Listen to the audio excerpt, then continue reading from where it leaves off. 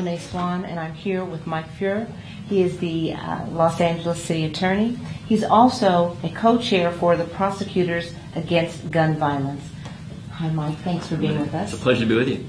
So you know there's so much going on. Yes. And the students seem to be taking a lead, which we love. Right. But we do need to get the support from our federal agencies and our Right. state and city. Tell me a little bit about how you feel we're dropping the ball with respect to gun prevention on the federal level. Yeah, because here in California, both in Los Angeles and as a statewide matter, we've made enormous strides. I've been very proud to be a part of that for the better part of 20 years. So here in LA, we've enacted laws, and at the state level, that the federal government should follow up on. For example, we need to have an assault weapons ban as a nationwide matter. We need to have background checks, not just for some, but for everyone. That loophole needs to close. And there's a law that California and a few other states have in place that might have made a difference in Parkland had they had it in Florida then. It's called a gun violence restraining order. The basic thrust of it is this, that law enforcement or family members who think that there's an individual who is a danger of imminent harm to themselves or others and has access to guns could be the subject of an effort to go to court where a judge would say we're going to temporarily take guns out of that person's hands until the crisis passes. Oh, and had that happen, think about what we know about Parkland with Nick Cruz, who showed all these warning signs that he was a very volatile kid, a deeply troubled kid, and he had access to guns. Too late, Florida just enacted a version of the law I described. So here we are at this pivotal defining moment for us. I intend to be in Washington actually with a number of congressional leaders from both houses on Thursday, and parents and kids from Parkland, and all the major gun violence prevention groups in the United States, standing together with prosecutors and uniformed police officers to say, now is the moment for each of these steps. As much as the NRA says this is not the time to have this discussion, my response is, well, when is the time? Absolutely. When is it the right moment to say we're going to try to prevent someone else's child from being shot?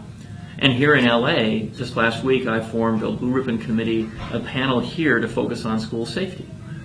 Because as much as we focus on the national level, my kids are LA USD kids. They grew up in the system here. Everyone's kids need to be safe in their schools. We should be doing the best we can to assure that's true. I totally agree with you. Would you say what we're dealing with is a safety issue or a mental health crisis issue? Well, I would say it's a public safety issue and a public health issue. Some of the NRA affiliates have said, let's not focus on the gun, let's just focus on mental health issues. That's wrong, that's much too narrow a focus. But there is a room in the conversation for a discussion on mental health. Of course we need better mental health resources, but there are other countries around the world that have the same mental health challenges the United States has, but they don't have the same rates of gun violence that the United States has. And that's because there are too many guns, too easily accessible to the wrong people in this country. And any discussion that fails to take account of that problem misses the point. And isn't there a way to identify, like people that are involved in domestic violence, let's say? Yes. Isn't there a way to be able to identify those people that can potentially cause violent crimes? That is such a smart question. Let me tell you why. Our National Prosecutors group that we referred to earlier has joined with a group called the Coalition for Risk-Based Firearms Policy, and here is the focus. There are certain people who science tells us are more likely to be a threat to themselves or their community, and they should have no access to guns at least until that changes. So, for example, violent misdemeanors shouldn't have access to guns. Domestic abusers should not have access to guns. People who are the subject of temporary psychiatric holds shouldn't have guns. People who repeatedly abuse alcohol and drugs shouldn't have guns. In each instance, if they get past that moment, restore the guns to them. But while they have them, what reason on earth is there, since the science tells us they're a threat to all of us, to have access to weapons? So yeah, that's where the conversation needs to go, on my view. And you said something very important. The kids are a catalyst now, much the way when I was a kid, kids were a catalyst during the Vietnam War. Absolutely. This is a moment, and the difference, what distinguishes the kids now from adults like me, who've been trying to lead on this effort, is the kids who were speaking the loudest survived themselves incidents of gun violence. They're not talking about somebody else. They're talking about what happened to their best friend next to them who got gunned down. And that gives them the kind of credibility, the kind of emotional impact to what they say that's been lacking sometimes in these conversations. And they are shaking our nation by its lapels and demanding action. And all of us should be coalescing around that call right now. I can't agree more. When I hear you speaking with the passion, Yeah. have you experienced gun violence, or is it more on the day-to-day issues that you have to deal with in Los Well, Angeles? let's talk about that. When I was on the city council back in 1999, there was a shooting at the North Valley Jewish Community Center. A racist went on a rampage and shot kids and adults both. I was on the council. My own kids were enrolled in a camp program that summer. I made sure they were safe, and then I went out to the scene of that incident. I went past the police tape and got to the steps of the center. At that moment, I heard a child, 5 years old, the same age as my daughter was that day, had been gunned down. And I sat at the hospital. I went to the hospital to sit with his parents in a little tiny waiting room to see if he would live through the surgery. When one has experiences like that, it wasn't my child, but it could easily have been my child. And now today, when I look at the work of our office, because we're deeply involved in preventing gun violence here in my office, but I go in neighborhoods of Los Angeles. I was in a neighborhood of LA. I'm walking down the street with the senior lead officer from LAPD. It's a single-family neighborhood in South LA. Mm-hmm. Fence, fence, fence, bullet hole, bullet hole, bullet hole. The senior lead says to me, "You see the dad in that house over there? He will not let his kids sleep in beds." Why? Because beds are above windowsill level in our city. Now, this was true 30 years ago. In our city now, parents have to be wondering whether their kid is going to be hit with a stray bullet. It's not right. No. We're working on a case involving an apartment building across the street from a major high school here in Los Angeles. The high school is along a major boulevard. The fence that separates the athletic field of that school from the sidewalk is reinforced to repel bullets. Think about that. Sending your kid to a school whose fence has to be reinforced that way. Across the street was an apartment building, which was the source of a lot of gun violence and drug sales, and our office was there to change that completely. And I went to that building and I saw the sentinels standing outside, daring people to come in.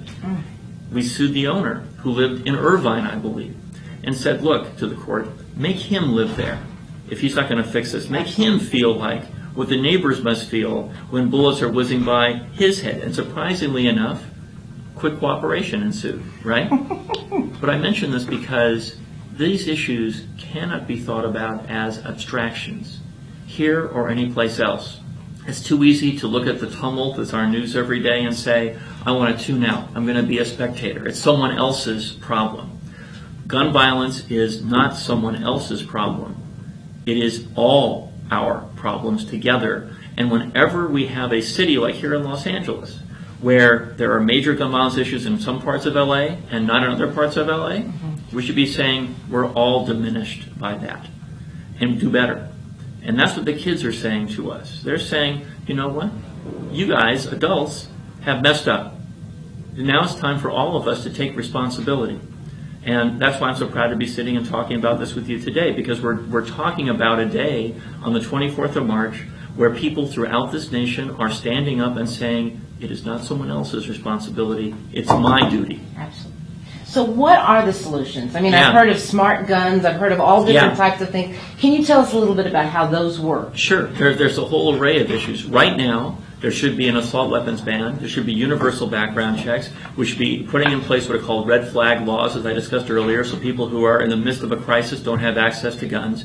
There are other issues as well. You know, you asked me about smart guns, for example. What does that mean? It means the gun can only be fired by its authorized user. We have the technology now to put that in place. Why should we care? We should care because teens who get access to guns, who are despondent, can commit suicide. We care because here in Los Angeles, the major source of guns used in crime, researchers tell us, is guns that are lost or stolen. If someone steals your gun but can't fire it because it's not you, suddenly that's not a crime gun anymore. So, but yet, the gun companies we know have the technology to do this, but they're not putting these guns on the marketplace. Why? Because of pressures from the NRA and others who don't want those weapons out in the world. We can do better than this. I wrote a law when I was a legislator in Sacramento that is the subject of a Supreme Court argument in California in just a few days. That law will require that every handgun that is sold, new semi-automatic handgun, be microstamped. What does that mean? That means that when the gun is fired and the shell casing falls at the scene, it's stamped with code for the make, model, and serial number of the gun, so that so law enforcement knows who fired the shot. Let me say it again. Microstamping means that when a bullet is fired from the gun, the shell casing in which it's housed will be stamped with code for the make, model, and serial number of the gun. That means we know who bought the gun. Not necessarily who fired at that moment, but when we get the lead of who bought the gun, we can do better. And this is how I came to want to introduce that law. I went through homicide files of the Cali County Sheriff. Here are some examples. 2 kids walk to the neighborhood mini mart down the street. They're gunned down. Sheriff finds shell casings. No leads. A guy is going down the freeway. He's flagged down by somebody ostensibly in distress on the side of the road, but that's not what's happening. It's a setup. He's robbed. They shoot him. Shell casings are found. No leads. Well, we have technology to say there are leads now. There are leads now, yeah. And so I wrote that law.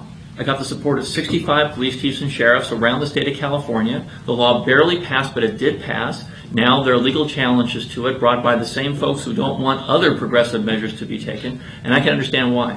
Because this law is about making sure we solve crime. All of us should want to do that. So yes, we have technological solutions, we have legislative solutions, and on the ground every day, I do want to point this out. We discussed school safety earlier. Just this week, my office announced the prosecution of 2 adults where kids in the family allegedly had access to guns that hadn't been safely stored. In both cases, we've alleged that the kids, high school kids, made some threat to shoot up the school against another person, and the school police here end up going to the homes of adults and allegedly finding guns that haven't been safely stored. For goodness sake, there is no excuse. If you are the lawful owner of a firearm, you have to honor state law and city law and lock it up. But see, Mike, we need you on the federal level, and we have to go there because the fact that if somebody can get, and correct me if I'm wrong, if somebody can get a concealed weapon permit in one state, can't they also bring that over even if it's against law in our state? Tell us how that works. Okay, so not yet. We're trying to stop that. Okay, but who's putting it on the table? Okay, so Republican legislators have put on the table what was the #1 priority for the National Rifle Association. It's called concealed carry reciprocity. What that would mean is every state would have to honor the concealed carry permit from every other state in the country. Here's what we should care. But why would we want to have that happen? Well, for what it's worth, there are many reasons not to want that to happen. So here in California, a very practical issue. We are adjoining Arizona. Arizona doesn't require a permit to carry a concealed weapon, and in Arizona, they don't have universal background checks. So someone who couldn't even get a gun in Arizona would be, under this law, able to come to California with a concealed weapon, and we'd have to allow them to do that.